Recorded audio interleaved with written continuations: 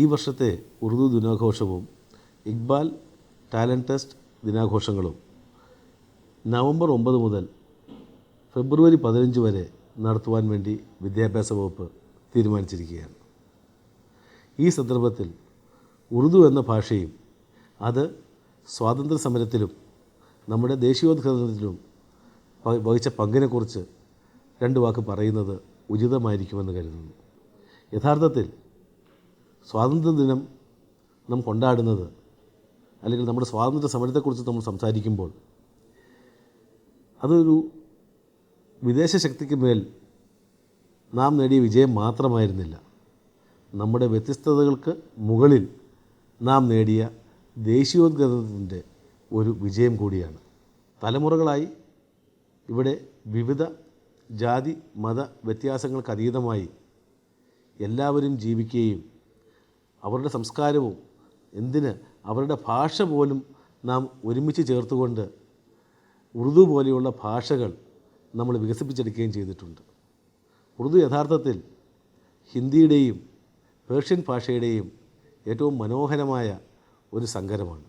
അതുകൊണ്ടാണ് മഹാത്മാഗാന്ധിജി അതുപോലെ തന്നെ മറ്റുള്ള ദേശീയ നേതാക്കന്മാരെല്ലാവരും തന്നെ അവരുടെ ആശയങ്ങളും വികാരങ്ങളും മുദ്രാവാക്യങ്ങളുമെല്ലാം ജനങ്ങളിലേക്ക് എത്തിക്കുവാൻ വേണ്ടി ഏറ്റവും കൂടുതലായി ഉറുദു എന്ന മാധ്യമത്തെ ആശ്രയിച്ചത്.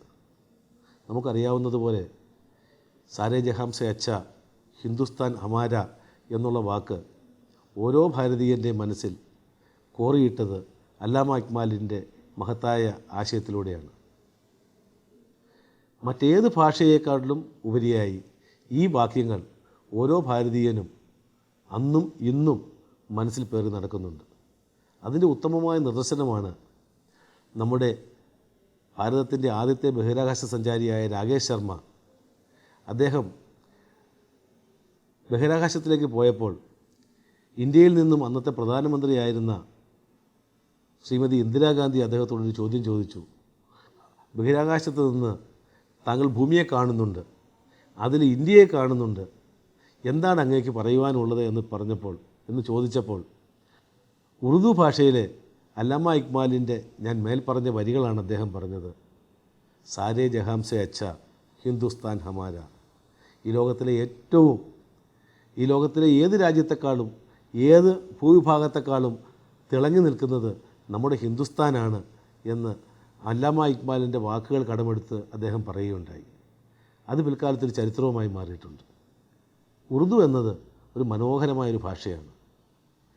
നാം ഇന്ന് ആ ഭാഷാ വ്യത്യാസമില്ലാതെ മറ്റു ഭാഷകളിലേക്ക് വലിയ രീതിയിൽ കടമെടുക്കുകയും നമ്മുടെ നേതാക്കന്മാരെല്ലാവരും തന്നെ ഏതാണ്ട് ഒരു ആചാരപൂർവ്വം പറയുന്ന പല വാക്യങ്ങളും ഉറുദു ഭാഷയുടേതാണ്. ഇൻകുലാബ് സിന്ദാബാദും അതുപോലെ തന്നെ ജയ് ഹിന്ദും തുടങ്ങിയിട്ടുള്ള പല വാക്യങ്ങളും എല്ലാം തന്നെ അതിൻ്റെ മൂലരൂപങ്ങൾ ഉറുദുവിൽ നിന്ന് കടമെടുത്തതാണ്. നാം ഇന്ന് സംഗീതരംഗത്ത് ഉപയോഗിക്കുന്ന പല ഗാനങ്ങളുടെയും അടിസ്ഥാനം ഉറുദു ഭാഷയാണ്. മിർസ ഗാലിബ് മാത്രമല്ല, പേരെടുത്ത ഹസ്രത്ത് സുൽത്താൻപൂരി പോലെയുള്ള വലിയ ഗാനരചയിതാക്കളെല്ലാവരും തന്നെ ജനഹൃദയങ്ങളിലേക്ക് ഇറങ്ങുവാൻ വേണ്ടി ഉറുദു ഭാഷയിലെ വാക്കുകളാണ് പലപ്പോഴും ഉപയോഗിക്കാറുള്ളത്. അത് ഒരേപോലെ തന്നെ ജനങ്ങൾക്ക് അവർ തമ്മിലുള്ള ഇഴയെടുപ്പം ശക്തമാക്കുന്നതിനോടൊപ്പം തന്നെ നമ്മുടെ സാമൂഹികമായും അതുപോലെ തന്നെ സാംസ്കാരികമായിട്ടുള്ള സമ്പന്നതയെ കാണിക്കുന്ന ഒരു ഭാഗമായി, ഒരു ഭാഷയായി ഉറുദു മാറിയിരിക്കുകയാണ്. ഉറുദു ഭാഷയുടെ വികാസത്തിനും അതിൻ്റെ പ്രചരണത്തിനുമായി വിദ്യാഭ്യാസ വകുപ്പ് ഓൺലൈനായി ഉറുദു മത്സരങ്ങൾ സംഘടിപ്പിക്കുന്നു എന്നറിഞ്ഞതിൽ വളരെയധികം ചാരിതാർത്ഥ്യമുണ്ട്.